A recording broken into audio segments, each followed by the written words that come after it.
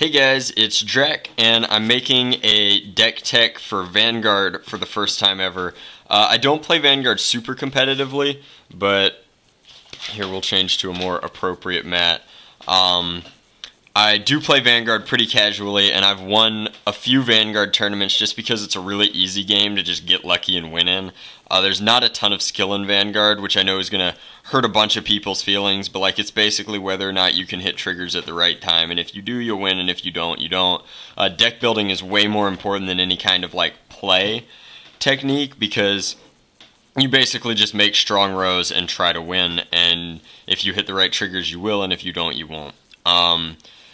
Anyway, I like playing Aqua Force. I have quite the Aqua Force package deck, and a lot of people in my area have asked me kind of like what goes into my Aqua Force deck, and again, since deck building is so important in Vanguard, it's important to like have access to good lists. So this is what I think the best Aqua Force list looks like right now. It's of course in an Aqua Force deck box, and has an Aqua Force deck divider which separates Eric out.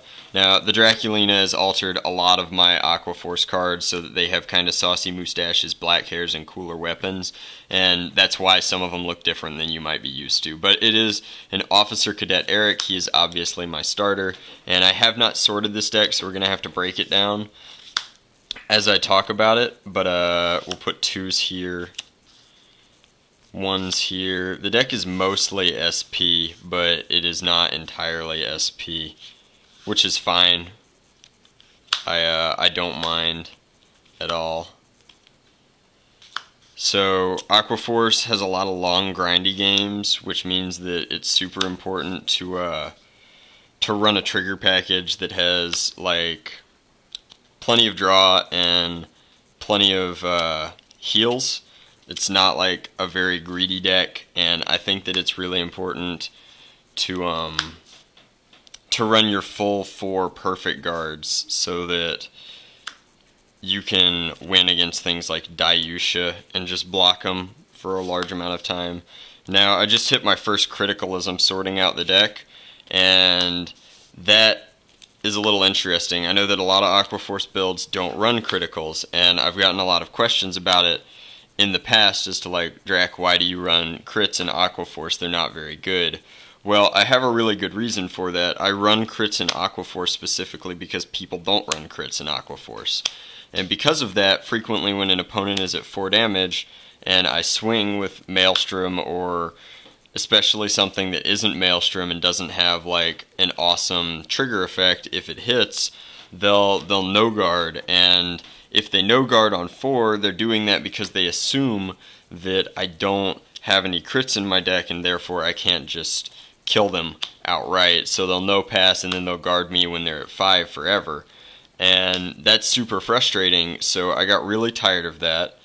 And I put, I think, 3 crits in my deck, and that should be all of them. And putting the 3 crits in let me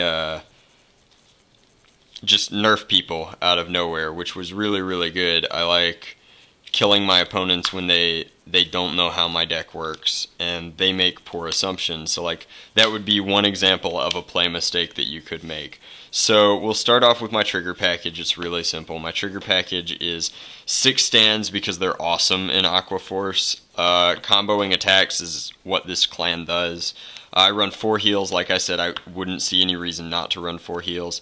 I run 3 draws, and it was 8 stands and 5 draws for a while, but I decided that, or 8 and 4 draws for a while, but I decided that I really needed the crits, and I've killed a lot of people at high level and low level competitions alike because I have these in my deck, and it's just really, really cool.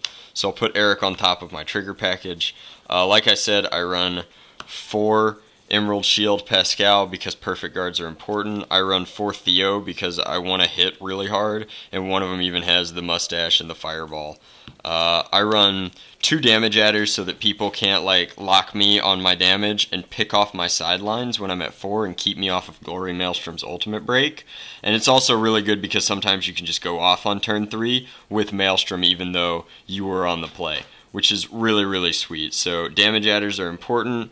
Obviously, Durathia is the best booster for Maelstrom, or really anything. There's no reason to run a dedicated Maelstrom booster because Durathia boosts for 10 consistently throughout the entire game. And then I run one Nefiri, which has been altered to have black hair so that it looks more like the Draculina.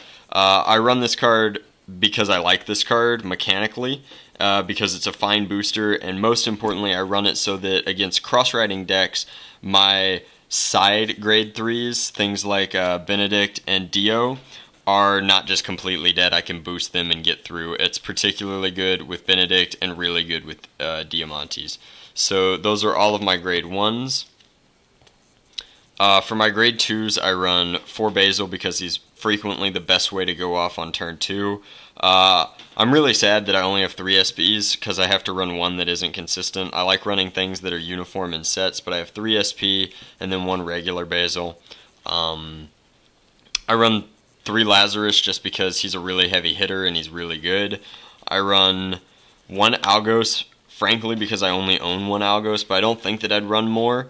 I run him in kind of line with the Lazarus. I think that he's really good, and his ability is frequently relevant, and he's good to ride if you want to go off on like turn 2 because you can attack with him, and he can be your 4th battle if you go boom, boom, boom, boom. So that's usually pretty good. Along the same line, I like to ride to Valeria on turn 2 because she has a very relevant ability, and frequently you can retire their starter and just wreck their entire field. So I think that she's really good. Again, I don't have any like low hitting grade 2s because I'm very aggressive. It's very much kind of a tempo oriented deck, and it just wants to slam before anything happens and then finish off with Maelstrom. So I run a bunch of 9s, 3 10s, and then Basil is an 8 that's always a 10. So those are my grade 2s, and now this is one thing that people disagree with me on. I run a lot of grade 3s. I run 9 grade 3s because this deck, A, can tutor for grade 3s with Eric, and B, there are just a ton of really high impact grade 3s to run in this deck. So Maelstrom is obviously the best. Again, for some reason I only own 3 SP Maelstrom, so I have a Japanese one. I change it into a regular English one when I go to competitions that care about it, because running the Japanese is a little bit thicker than running the English versions, but so are SPs, so who really cares? I run 2 Glory Maelstroms, both of which are SP, which is really cool. I run Glory because he's the best finisher in the deck. Along the same way that like Silent Tom is a really good card, Glory Maelstrom prevents your opponent from making beneficial blocking decisions, and that just makes him a really strong finisher, and frequently you can push through for that last point. Maelstrom is a huge tempo swing. Drawing cards and retiring their guys is just unbelievable. If he hits once, the game is fundamentally over. Dio is great because he's a swapper and allows you to continue comboing off while still hitting 11 power guys because he boosts himself to 11. So he's really good. Again, this is one of my altered ones, and then I have 1 regular one. And then I have 1 Benedict who has also been altered.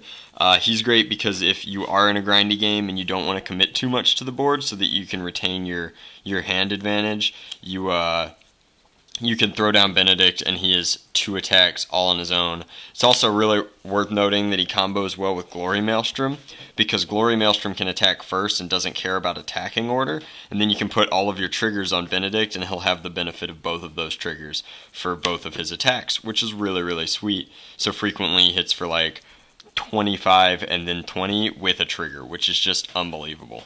So that's my deck.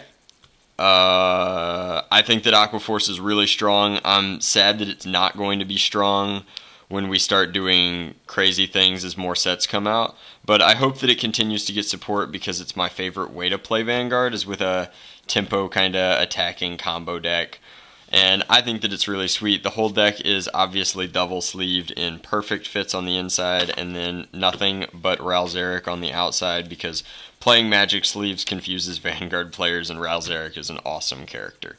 So that is my Aqua Force Vanguard deck tech video, and as always guys, thanks for watching.